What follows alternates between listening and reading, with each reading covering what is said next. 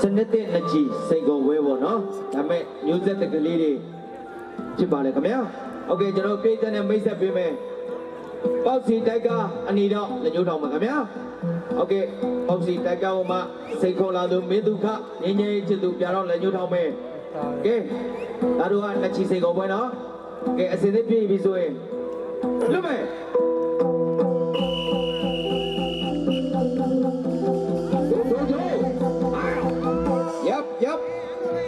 ပြန်ထပြန်တင်ပြန်ထိုးစနစ်တဲ့နှစ်ကြီးစိတ်ကုန်ဝဲပထမကြီး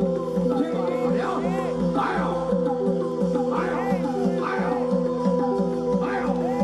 ကေကျူကေကျူအားရဆုလုံးဝေ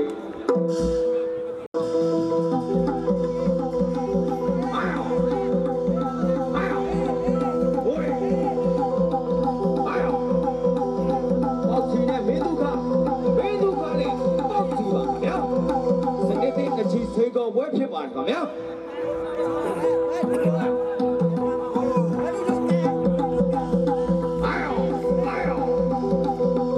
ချုပ်ကားတယ်ဘာလို့မလဲ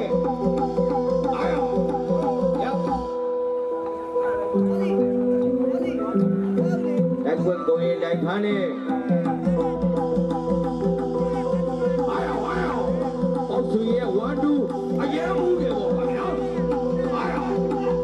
ချုပ်ကားတယ်ဘာလို့မလဲYep.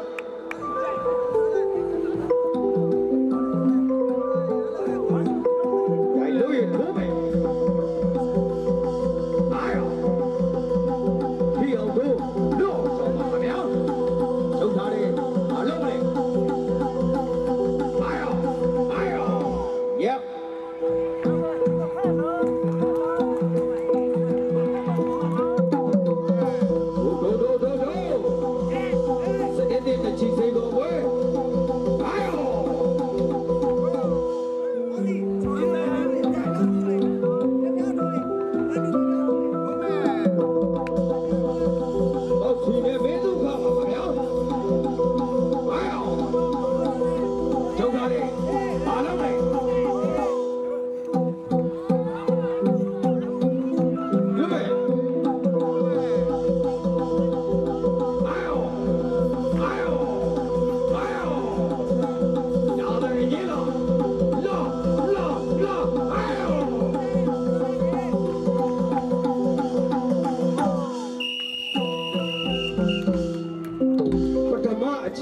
ပြီးဆုံးခြင်းဖြစ်ပါတယ်ခင်ဗျာကဲဒီမောင်လေးအနားယူအားမွေးတဲ့အချိန်မှာနောက်ဆုံးကြီးထိုးမယ်နော်ကဲစုတော်ဝေးဟုတ်ကဲ့သံပန်ကြီးရောအုပ်စုအုပ်ချုပ်ရေးမှုကိုတွန်တေးကသဘောကျတဲ့တူဦးကို9000တပုထုံးစံပြကြီးရောအုပ်စုံနဲ့ညချမ်းဖြစ်ပါတယ်ခင်ဗျာကျေးဇူးတင်ပါတယ်ခင်ဗျာကဲနောက်ဆုံးကြီးလွတ်မယ်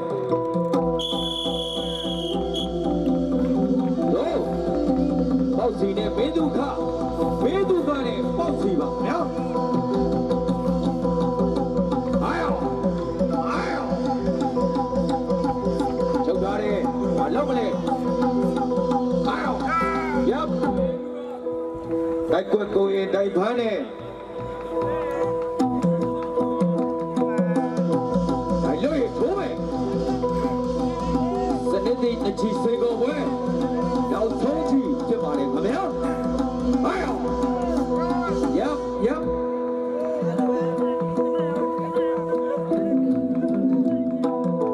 တိုက်လို့ရထိုးမယ်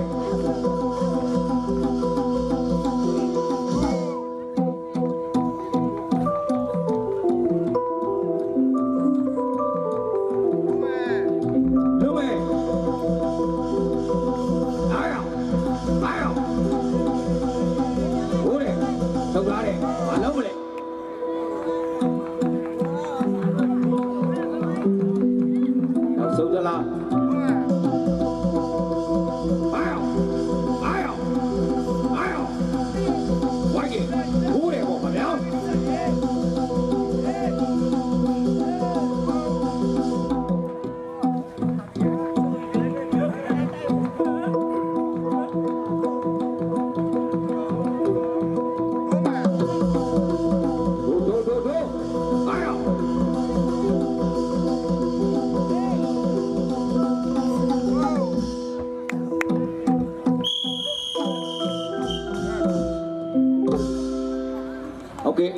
နောက်ဆုံးကြည့်တုံးပြဖြစ်ပါတယ်ခင်ဗျာ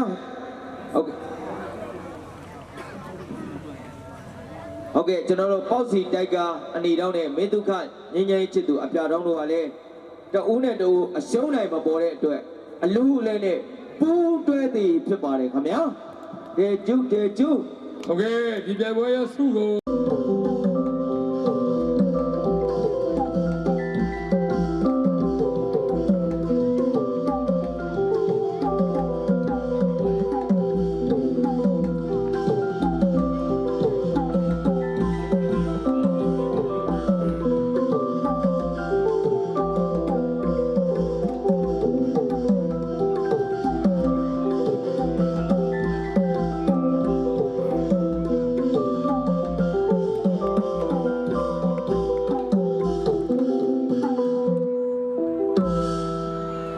โอเคမနေ့ကဆုရှင်ကြီး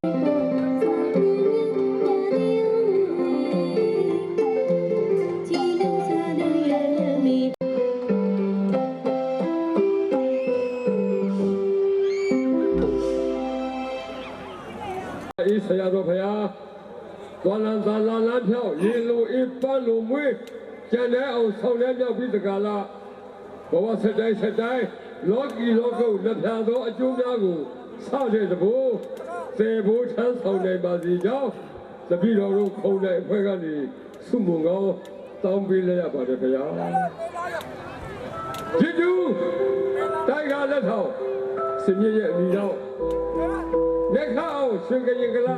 စင်မြင့်ရဲ့အပြာတော်ဖြစ်ပါတယ်ခင်ဗျာလက်ချီဖြစ်တဲ့အတွက်အနာတော်ပိုင်ခွင့်မရှိဝိုင်းနေပြီးချိန်သာနှုတ်ဆက်အရှိကိုအရှိတိုင်းဖိုးမယ်တော့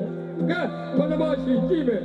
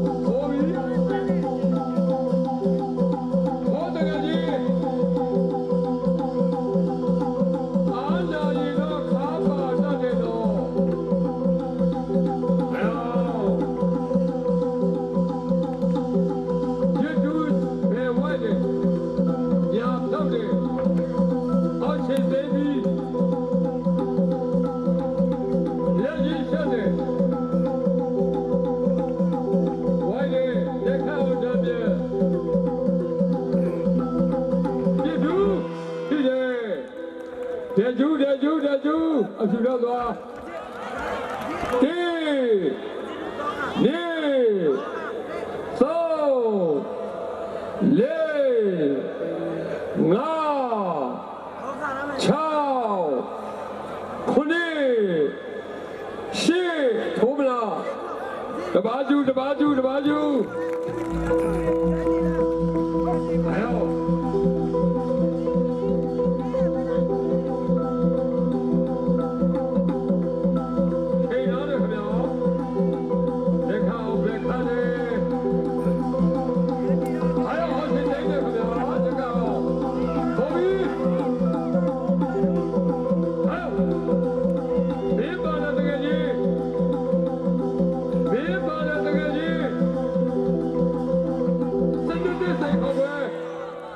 ခြေရောချက်သွားတေးနေသောလေးငါ6 9 10နှစ်ကြိမ်ရှိပြီတပါးကျူလုပ်ပြီ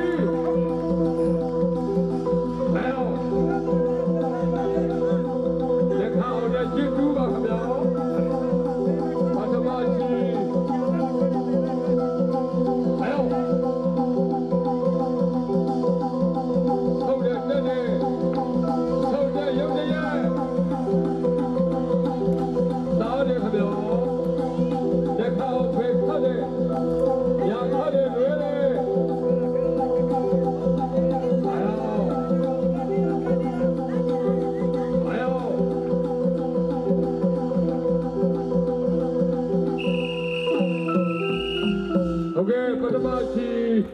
ပြီးဆုံးခြင်းဖြစ်ပါတယ်ခင်ဗျာပထမကြီးပြီးဆုံးတော့လည်းပဲအဖြစ်မပေါ်သေးတဲ့အတွက်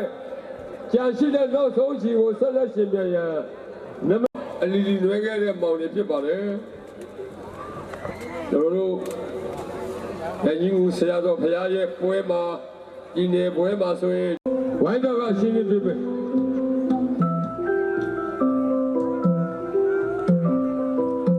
အစ်စ်ပြေနောက်ဆုံးချီလွတ်မယ်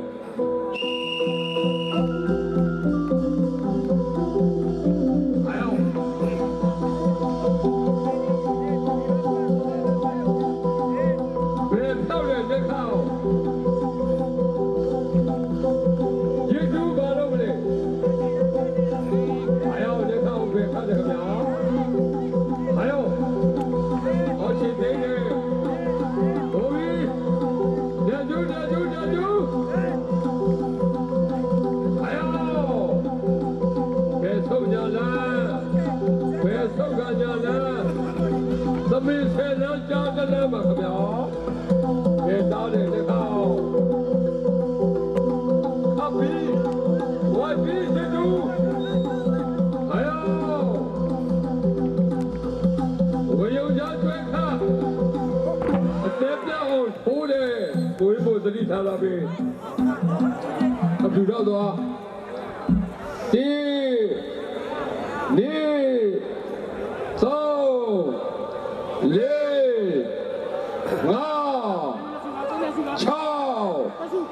9 10 3ချိန်ရှိပြီတော့ကျေးဇူးဘေးပါဘေးပါဘေးပါ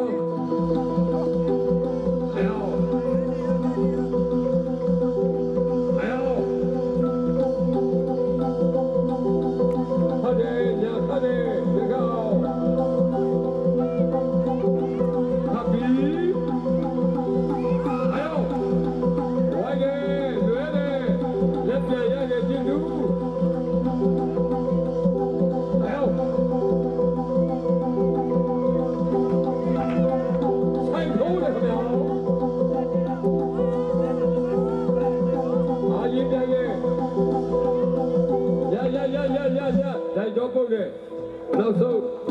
လူကြီး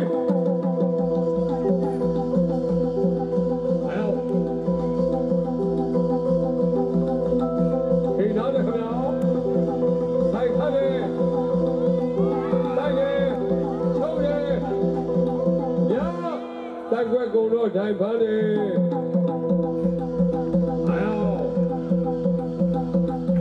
ဒီခါတိုက်ွက်ချုပ်လေရ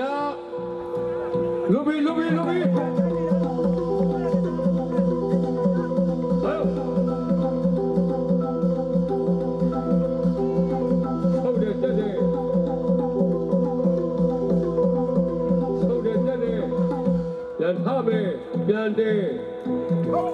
ကဲမစတဲ့တကယ်ကြီးပွဲကြတော့မယ်တော့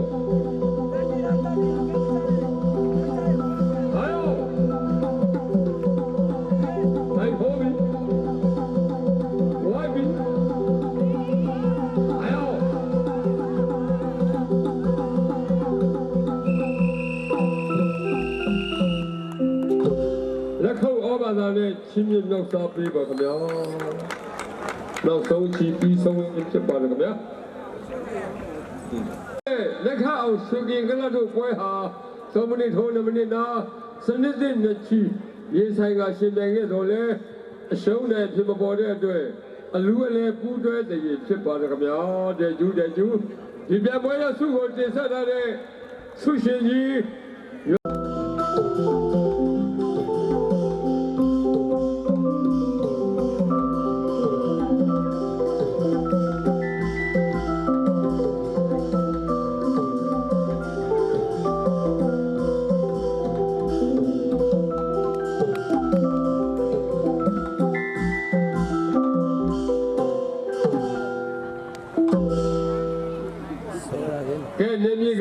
နောက်ဆုံးဘုံလူပွဲကို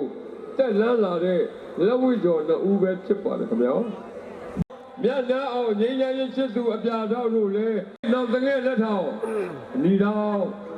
ခါလင်းထိုးကောက်သလောအပြတော့ကဲလူလေးတို့တို့ဦးကိုအထူးပါစရာရှိတယ်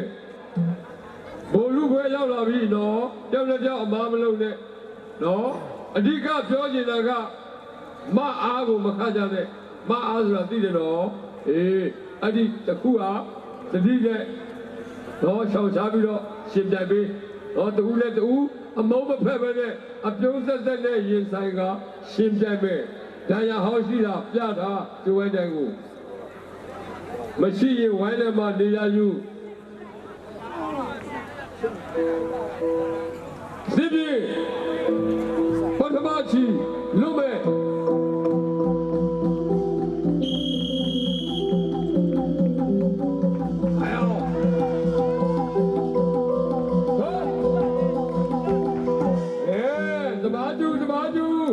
ကျူတဲ့ကျူအော်ဟာလေလေတထာခဏအဒီတာမနေအော်ဘေးသားတယ်ခင်ဗျာဖြေအောင်ခါဖြေအောင်ထိုးကျော်လေးအန်ဒီကိုရ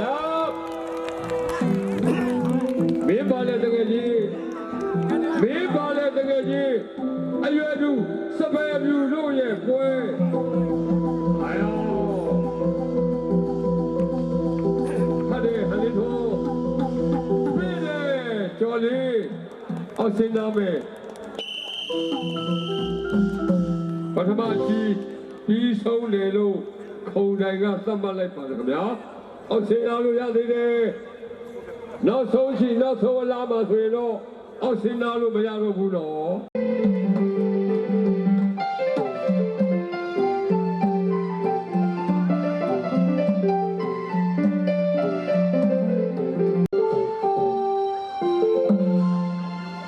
โอเคဒီပွဲစဉ်ပြီးတာနဲ့လူလပွဲစဉ်တည်းဦးရွှေရောင်သာပန်းအနီတော့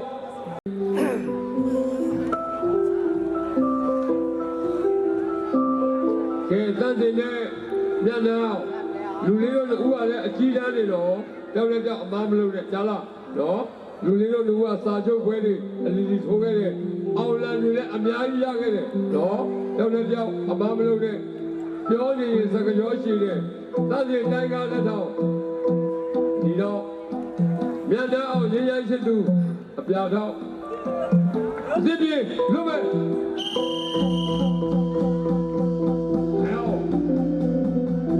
ခုနသေးအောင်လားဘိုလ်လူပဲအာယော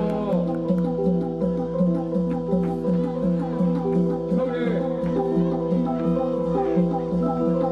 အာယော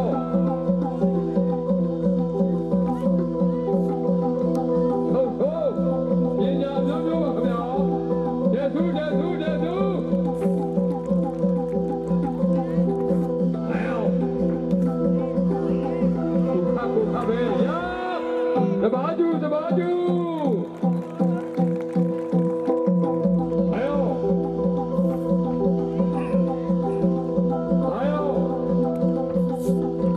အောင်လာမလဲရိုးရဘွဲပါခင်ဗျာ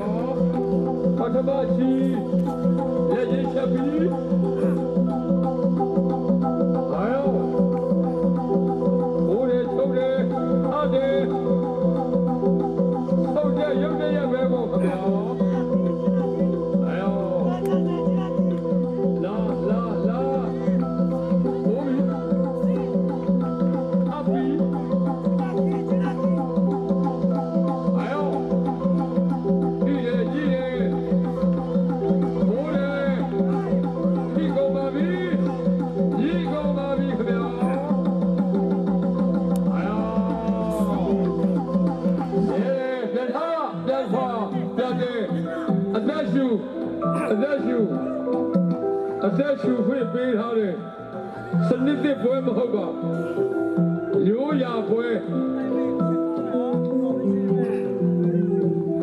ဒါလို့ရင်တော့ဆက်တော့အာယော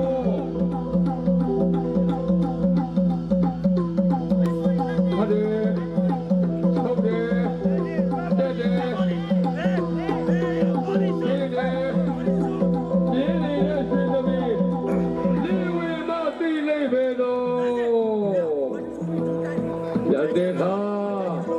တန်လို့ရစထိုးအာယောညနာဘက်ခါအာယောဖက်ကနေ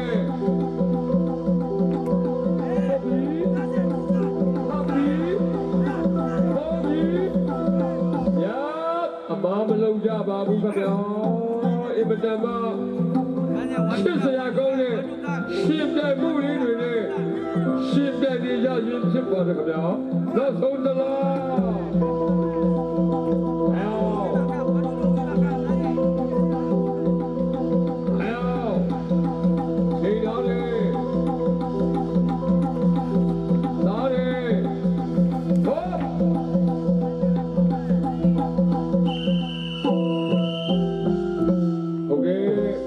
ပထမချီပြီးဆုံးလို့အောက်ရှိအနာယူအမွေးမယ်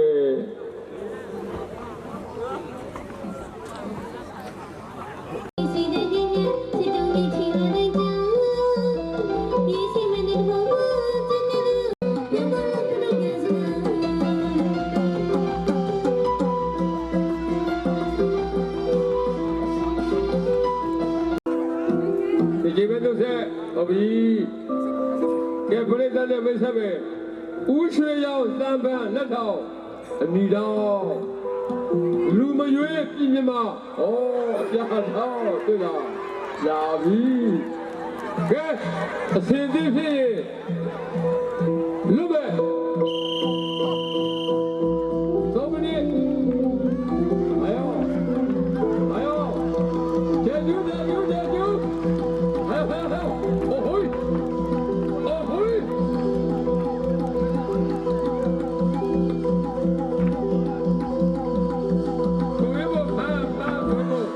တခြားကြည့်ကြ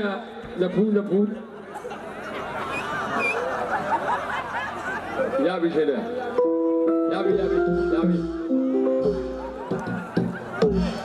ကဲလူမရွေးပြန်လို့ဆက်နည်းနည်းအသက်အများကြီးနဲ့ရှစ်ခိုးအေးပါမတော်တဆာကွာ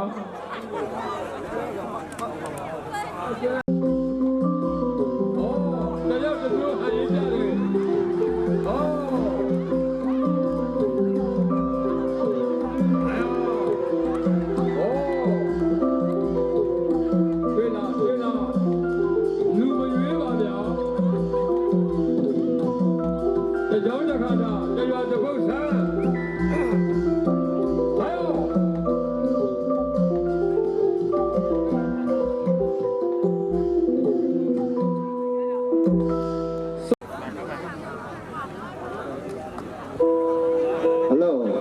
ဒီပွဲစဉ်ပြီးတာနဲ့ဟုတ်ကဲ့ကျွန်တော်တို့ပြည်သက်တဲ့မိတ်ဆက်ပြီးမှဖြစ်ပါတယ်ခင်ဗျာစောမိုးကြော်ကန်းနာအနီတော့လည်းညှိတော့မှာခင်ဗျာစောကောက်ရွှေစံပရီပြတော့လည်းညှိတော့မှာခင်ဗျာကဲတိုင်လီကြီးပြောစကားသေချာနားထောင်မယ်အစင်းနဲ့ဖြစ်ပြီဆိုရင်3မိနစ်ကြည့်မယ်ခင်ဗျာ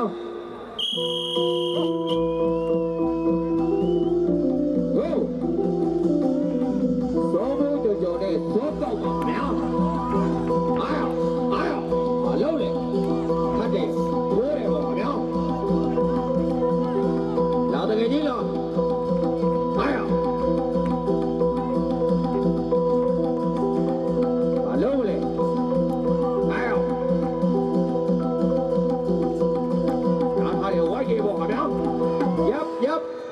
လေမထိုးနဲ့မကန်နဲ့အကြည်တန်စီကန်းလေးတွေနဲ့ပါခင်ဗျာစောမိုးကြော်နဲ့စောပေါက်ပါခင်ဗျာကဲကျိုးရပ်ရထားပြန်ထို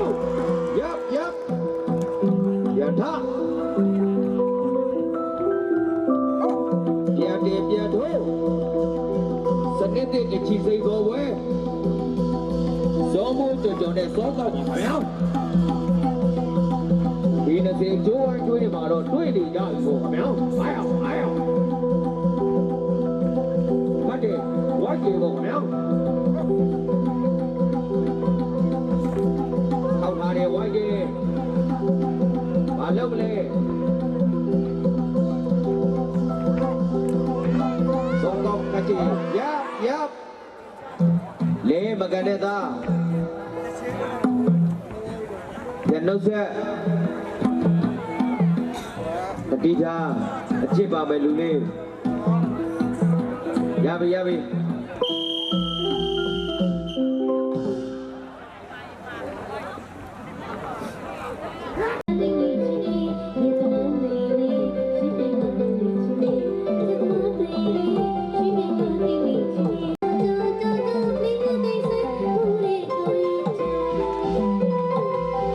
โอเคကျွန်တော်တို့ပြည်တဲ့နဲ့မိတ်ဆက်ပေးမှာဖြစ်ပါတယ်ခင်ဗျာရှင်းမမဲ့ပြည်တော်စုအနေတော့လက်ကျိုးတော်ပါခင်ဗျာဒီဟာအောင်ထီလုံးပြန်တော့လက်ကျိုးတော်ပါခင်ဗျာကဲတိုင်လူကြီးပြောစကားသေချာနားတော်မဲ့စေတဲ့ပြပြဆိုရင်3မိနစ်ရှိကြည့်မယ်ဟုတ်ရှင်းမမဲ့နဲ့ဒီဟာအောင်နဲ့ရှင်းမမဲ့ပါခင်ဗျာဟိုတဲ့ဝိုင်းနေပါခင်ဗျာတော့ပါလေမလုပ်နဲ့အားရပ်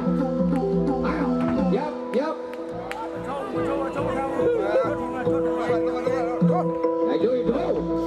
哎呦，七百块的底要的七百块吧，没有？对你家里看的七百块可去，家里看的不没有？哎呦，来地图没？哎呦，地要头老少，拉得很紧了，拉不没有？哎呦，你们出的。ဒီအိတ်သားများလက်ခောက်တန်လေးနဲ့အားပေးမယ်လက်ခောက်တန်လေးနဲ့အားပေးမယ်ခင်ဗျာအားရောဒုက္ခတွေတိုင်းလာတယ်အားရောရပ်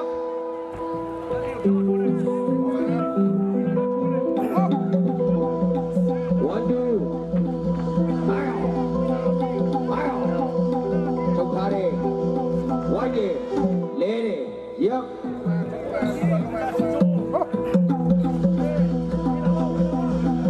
မိုက်တဲ့တရားအောင်တဲ့ချစ်မိုက်ပါခင်ဗျာချုပ်ထားတယ်ရပ်ကဲဒါတို့နေလက်သီးထိုးမယ်မင်းတော့ပူးတာများနေတယ်ဟုတ်ဟာလာတယ်ကြီးလာဟာဟုတ်ဟာမလုံး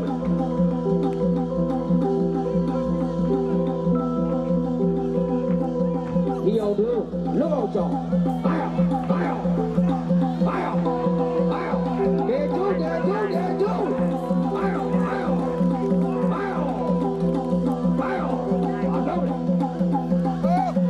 ပ်ကျိုးကိုင်းတိုင်ဖမ်းတယ်အသက်ရှူတာ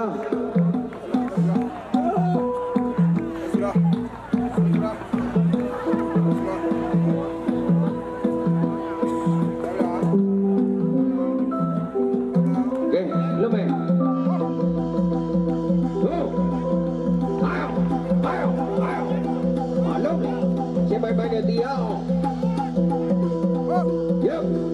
要冲的垃圾呗。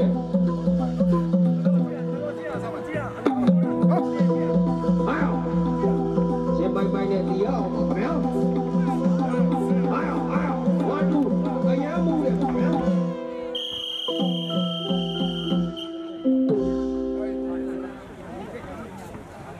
给完了吗，哥们？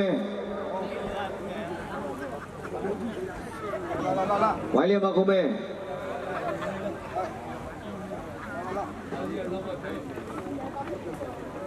ကဲဒီမောင်တို့ကလည်းတအုပ်နဲ့တအုပ်အရှုံးလိုက်မပေါ်တဲ့အတွက်အလူးလဲနဲ့ပူးတွဲသည်ဖြစ်ပါတယ်ခင်ဗျာတဲချူ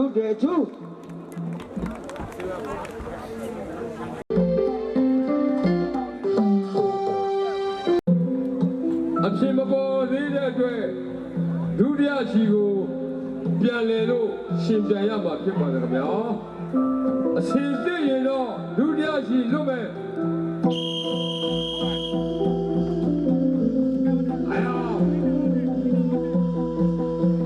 ဒုတိယချီပါဗျာ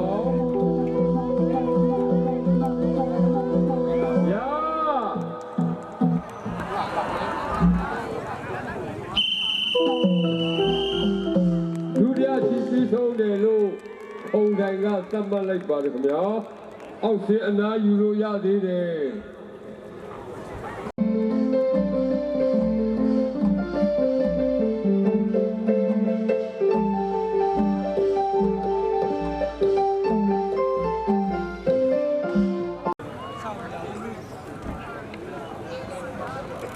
ကဲဟာဒီစီမဲ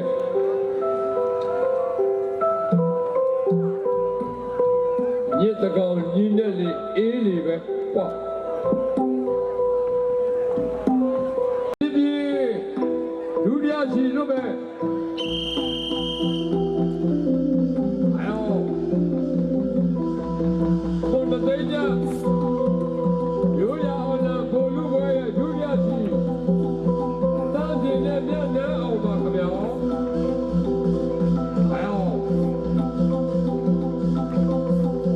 ဟာတယ်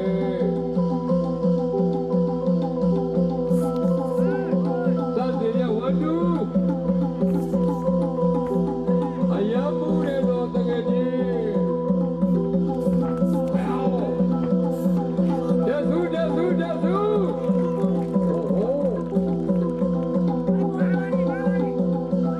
ချမ်းတယ်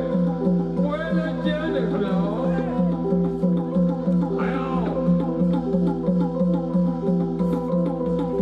ဆုံးတဲ့တဲ့နားတယ်ဟုတ်တယ်ဟိုးတယ်ခင်ဗျာအော်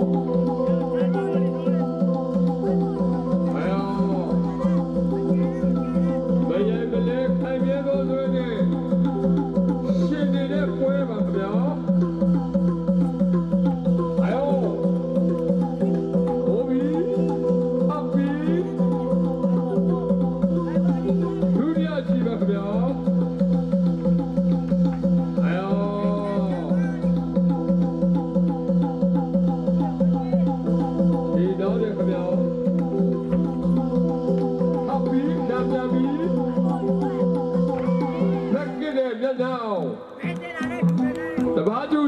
တဘာကျူ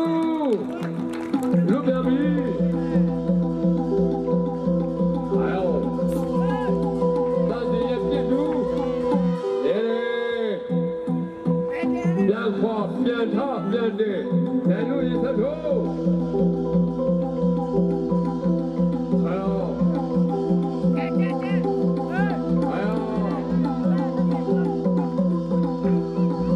ဟုတ်တယ်တိုင်းတယ်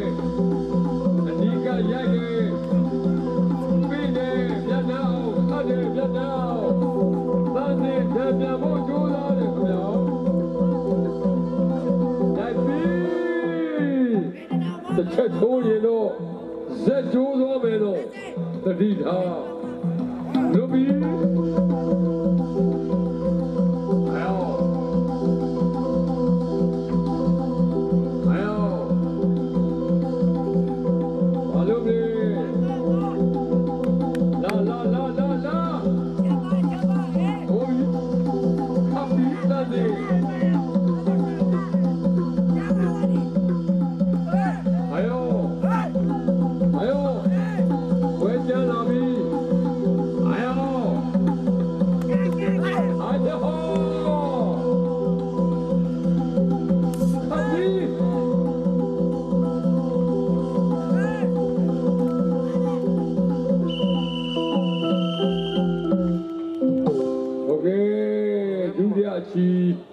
ပြီးဆုံးခြင်းဖြစ်ပါတယ်ခင်ဗျာဒုတိယချီပြီးဆုံးတော့လည်းပဲအဖြစ်မပေါ်သေးတဲ့အတွက်ကြာရှိတဲ့နောက်ဆုံးချီနောက်ဆုံးလာရှင်ပြန်ရအောက်ဆင်းโอเคကျွန်တော်တို့ပြည်တဲ့မိတ်ဆက်မှာဖြစ်ပါတယ်ခင်ဗျာစောနိုင်တမန်အနီတော့လက်ညှိုးထောင်ပါခင်ဗျာလာမိုင်းကြပြည်တော်စုအပြာတော့လက်ညှိုးထောင်ပါခင်ဗျာကဲတိုင်လူကြီးပြောစကားတေချာနာတော်မဲ့သားတို့အစင်းသစ်ဖြစ်ပြီဆိုရင်3မိနစ်တချီကြည့်မယ်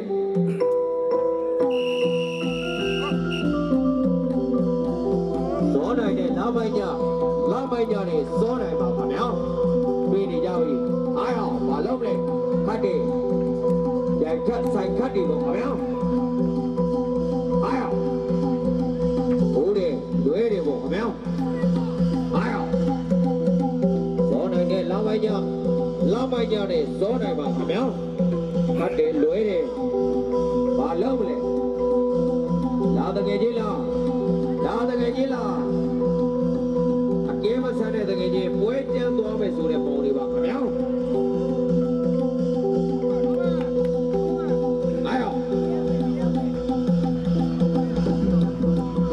ဆရာဆွေးလေးခဏဖတ်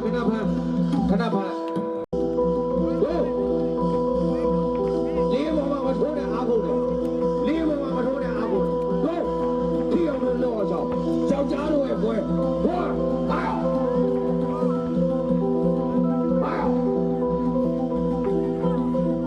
ဆောင်းနိုင်တဲ့လာမိုင်းညာ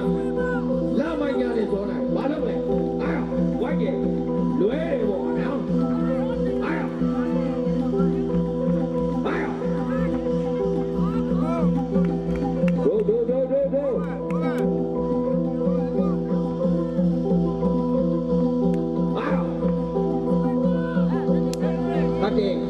ဘာလို့လဲဟိုပုတ်လာတကယ်ကြီးလားဒေကျုံ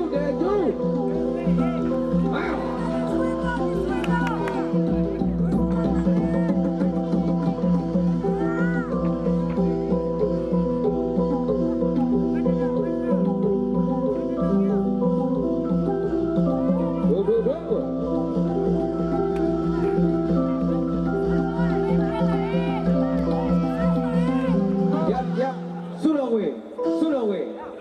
ဟုတ်ချင်းမေဘိမောအာရောနိုင်တံပယ်နဲ့လာမညာ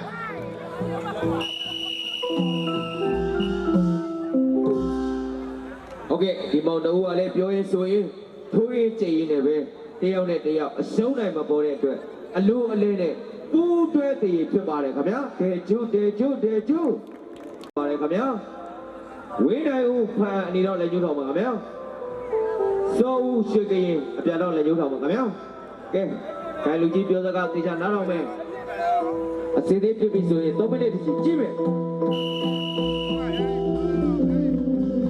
တ်ဝေးနိုင်ဦးနဲ့စောဦးပါခင်ဗျာဦးနှုံတွေ့ရပြီပေါ့ရပ်တိုင်းလို့ဘို့ဝေးနေဦးတဲ့သုံးဦးလုံးတွေ့ကြပြီပေါ့ခင်ဗျာချုပ်ထားတယ်မလုပ်နဲ့ရပ်တိ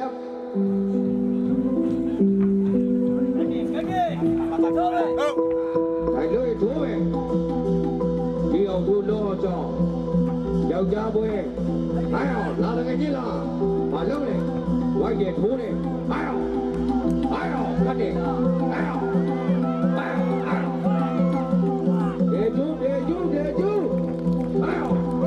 ရပ်လေမထိုးနဲ့ရထားအ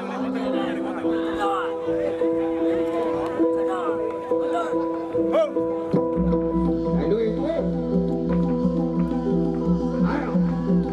ဝေးနေဦးနဲ့စောဦးနဲ့ဝေးနေဦးပါခင်ဗျာရပ်သိချောအတရှူရာရတယ်ကို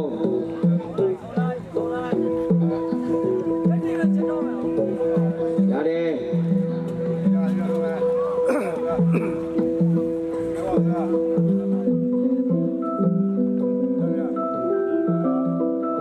ဘုမေဘာလုပ်လဲဝေးနေဦးနဲ့သုံးနဲ့ဝေးနေဦးပါခင်ဗျာစတဲ့တချီစေကုန်ဝဲတွေ့နေကြပြီခင်ဗျာရပ်လေမထိုးနဲ့အကြည့်တန်းစီကန်းလေးတွေနဲ့ဘုမေဟုတ်တယ်ရပ်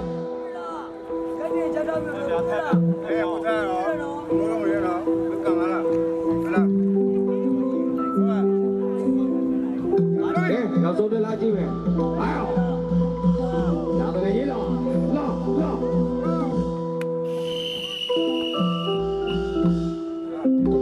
ဝိုင်းလည်းမကုန်မယ် โอเคဒီမောင်တို့ကလည်းတအုပ်နဲ့တအုပ်အဆုံးနိုင်မပေါ်တဲ့အတွက်အလူအလဲနဲ့ပူးတွဲတည်ဖြစ်ပါတယ်ခင်ဗျာတေကျူ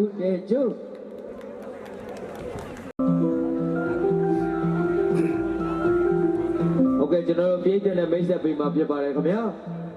ရင်းရမ်းမောင်စံပတိအနေနဲ့လက်ညှိုးထောင်ပါခင်ဗျာဇွဲပိုင်ဦးစစ်မှုထမ်းဟောပြန်တော့လက်ညှိုးထောင်ပါခင်ဗျာ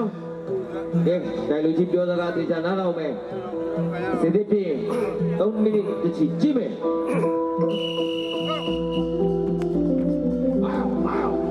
လက်တာနဲ့ထိုးရဆိုတဲ့မောင်လေးခင်ဗျာကဲကျူး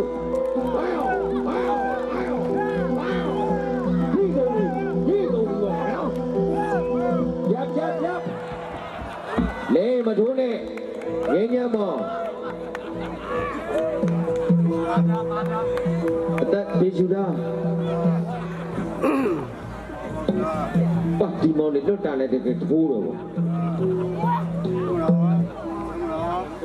ဒိုင်လို့ထိုးမယ်ရင်းညမ်းမောင်နဲ့ကျွဲပိုင်ဦးရပ်မလုပ်ပါဘူး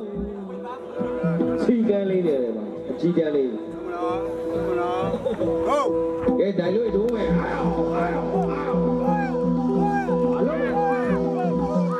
ရပ်ဒိုင်ဖိုင်ရဲ့စိတ်ချော့ရပြီ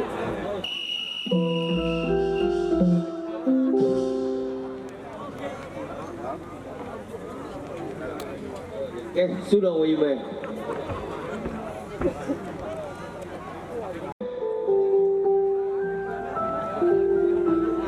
โอเคကျွန်တော်ပေးတဲ့မိတ်ဆက်ပေးမှဖြစ်ပါတယ်ခင်ဗျာကျော်ကိုပြည်အောင်စုအနီတော့လည်းညှို့တော့မှာခင်ဗျာညာကြီးဦးလူငယ်အပြန်တော့လက်ကျူးထောင်ပါခင်ဗျာကဲဒါလူကြီးပြောစကားတေချာနားတော့မယ်ကဲအစင်းလေးပြည့်3မိနစ်ချီလွတ်မယ်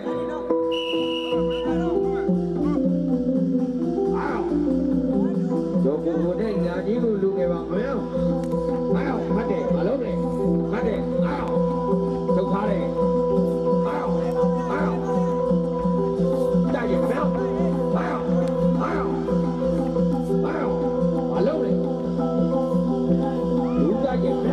ကိုရဲ့လူတိုင်းလုံးနေတော့ဗျာရပ်ဒေကျူဒို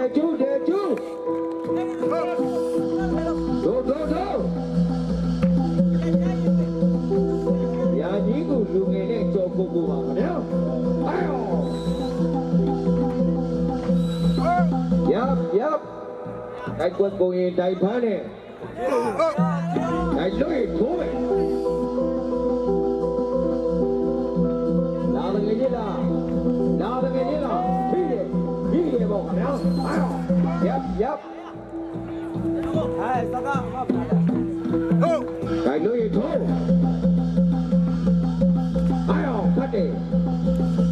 ဘာလုပ်လဲညာကြီးကိုလူနေတဲ့ကြော်ကိုပါခင်ဗျာတို့နေကြပြီဘာလုပ်လဲ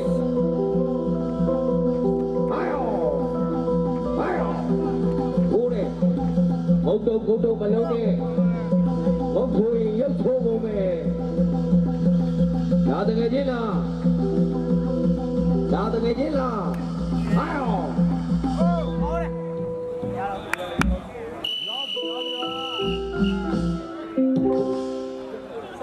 ရထလူလေးကဲဝိုင်းလေမကုန်မယ်ကဲမကြင်ရတော့ပါဘူးခင်ဗျာ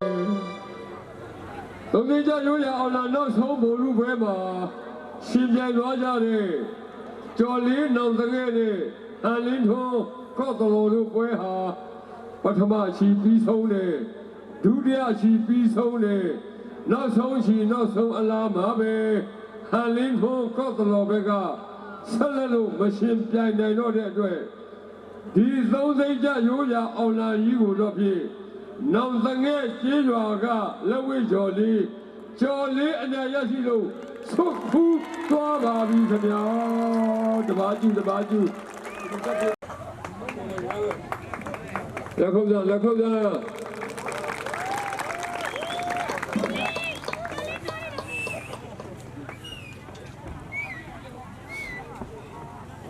ဟုတ်ကဲ့အမတန်မရှော့ဒုတိယစု ဟုတ်ပြီစကရင်တပြည့်ဆိုတော့စကရင်ပဲယူမယ်လက်ခုပ်တန်နဲ့ရှင်းပြတော့သွားပြီးပါခင်ဗျာဟုတ်ကဲ့ဆူတော်ဝင်များတဲ့အောင်လံများကိုတက်ရောက်ရှင်းပြအန်နေပေးပါတော့นี่เราไม่เอามือกันเลยဟုတ်ပြီအဲ့ဒါအောင်လံဆိုတာအရရချိုးလို့မရဘူးသူအတိတ်ပဲရှိတယ်တစ်ချက်ချိုးရင်တစ်လန့်နှစ်ချက်ချိုးရင်နှစ်လန့်အခုကြော်လေးဟာတစ်ချက်ပဲချိုးတယ်ဒီတလန့်ပဲရဘူးတယ်ဆိုတဲ့အတိတ်ပဲဆက်ရောက်တယ်နော်ဒါကြောင့်မို့အောင်လံတလန့်ပိုင်ရှင်နောက်တငယ်ကလည်းဝိကြော်လေးရဲ့တိတ်ထိကိုရှင်းမအောင်ရေးပေါ်ဆောင်ပေးပါဗျာတပါးကျူတပါးကျူတပါးကျူ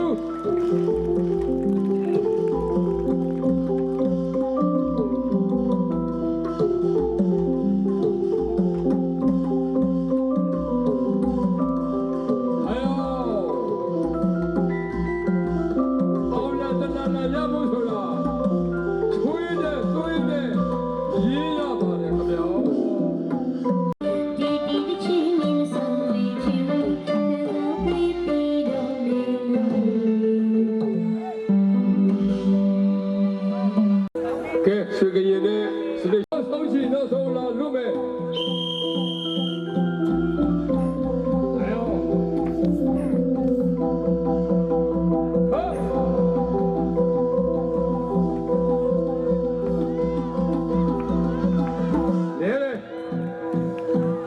ပြန်ခေါ်ပြတ်တဲ့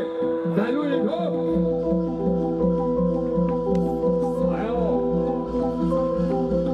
အဓိကထိုးတယ်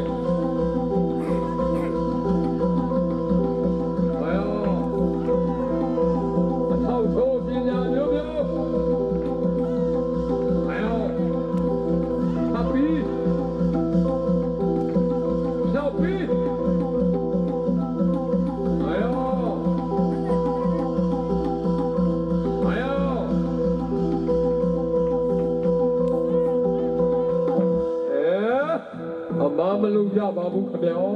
ဘာတပြန်ကြားတပြန်အတော်ပြန်ဓာတ်လို့ရတော့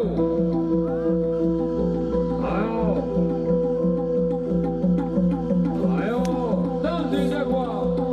ညတန်းအောင်တဲ့ကွာနောက်ဆုံးချီကိုအပြည့်ပေါ်အောင်ထိုးနေကြပြီခင်ဗျာလေအသေးကောင်းလို့ပွဲတောင်းထားတယ်ပါလို့ပွဲလာတယ်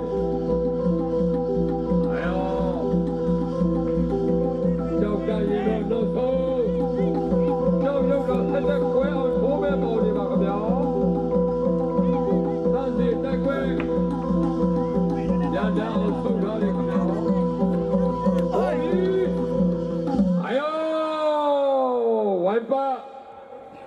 ဝိုင်ပါတော့ရအောင်ပါစရိတ်ချိုးတော့ရအောင်ပါလက်မောခါဘုံလုံးချင်းကြီးစကရင်ကမိသားထိုးခြင်းတက်တဲ့ဘုံမလားထိုးရင်တဲ့ကျူးလက်မောခါဘုံလုံးချင်းကြီး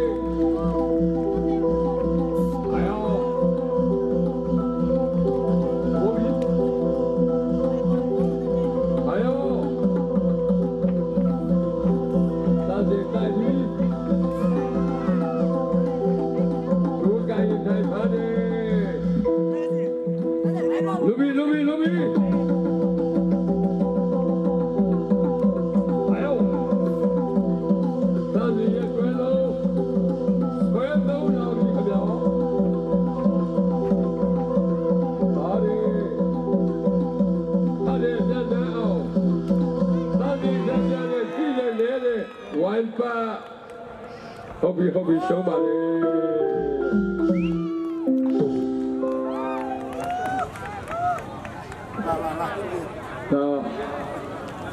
ဆရာကောင်းတော့တပြည့်ပန်းကောင်းပန်းတော့ကိုတပြည့်ဘယ်လိုအနေထားရှိလဲဆိုတာအဲ့ဒါမျိုးဖြစ်ရမယ်အဲ့ဒါမှဆရာဟုတ်ကဲ့ခုနှစ်သိန်းကျရိုးရာအောင်လံပွဲမှာရှင်ပြန်သွားကြတဲ့သံစဉ်တိုက်ကားနဲ့မြတ်နန်းအောင်ရည်ရည်ချစ်သူတို့ဟာနောက်ဆုံးချီနောက်ဆုံးအလားမှာပဲ ညနာအောင်ရင်းရင်ချစ်သူဘက်ကဆက်လက်လို့မရှင်ပြိုင်နိုင်တော့တဲ့အတွက်ဒီခုနှစ်သိန်းကျအောင်လန်ကြီးကိုတော့ဖြင့်တိုက်ကရိုးရာလုံးဝကလမသန့်စင်အနေရရှိလို့ဆုတ်ခူးသွားပါပြီခင်ဗျာတဲ့ကျူးလက်ခုပ်တာကင်မရာကိုကြည့်မဲ့ကိုမော်ရွှေဟုတ်ပြီဝေသားစုခုနှစ်သိန်းကျဖြစ်ပါတယ်ခင်ဗျာကဲညနာအောင်ရင်းရင်ရှိသူရဲ့ကိုသား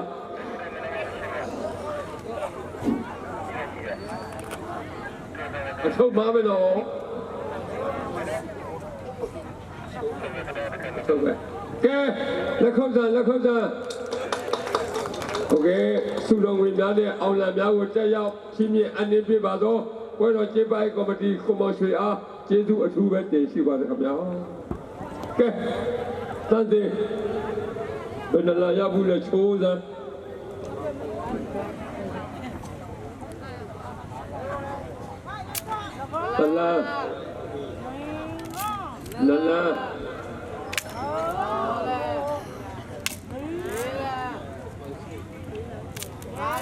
းလာ6လ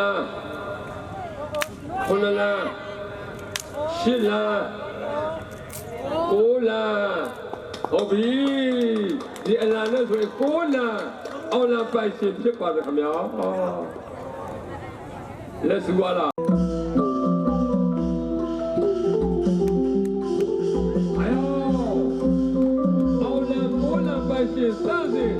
စစေပါခင်ဗျာ